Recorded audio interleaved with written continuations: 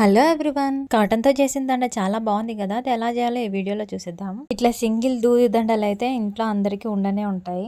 అలాంటివి ఒక 3 అండ్ ఒక ఫెవికల్ అనే కాదు, మీ దగ్గర ఏది అవైలబుల్ లో ఉంటే అది తీసుకోండి. ఇక్కడ వీడియోలో చూపించిన విధంగా 2 వదిలి 2 అతికించుకుంటారండి.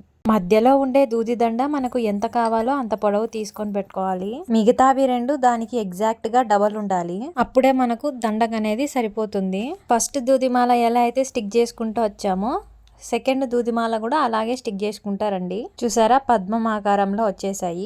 ఒక్కోసారి పూలు అవైలబుల్ లో ఉండవు. అలాంటప్పుడు మనం ఇలా చేసి వేసామంటే ఎంత అందంగా ఉంటుందో పూజ గది అయితే. అప్పుడప్పుడు ప్రిపేర్ చేయాలంటే మాత్రం టైం టేకనేనండి. ఆల్రెడీ ఇంట్లో చేసి పెట్టుకునే వాళ్ళకి మాత్రం అంత టైం అయితే తీసుకోదు. అలాగే నేను ఆ పూలకు మధ్యలో గంధం కుంకుమను అయితే పెట్టేసుకుంటున్నా. ఆ తర్వాత లుక్ అయితే చాలా బాగుంటుంది. అప్పుడే పువ్వు విచ్చుకున్నట్లు అనిపిస్తుంది అనమాట. ఈ వీడియో మీకు ఎలా అనిపించిందో కామెంట్ చేయండి. అలాగే వీడియో నచ్చితే please like, share and subscribe.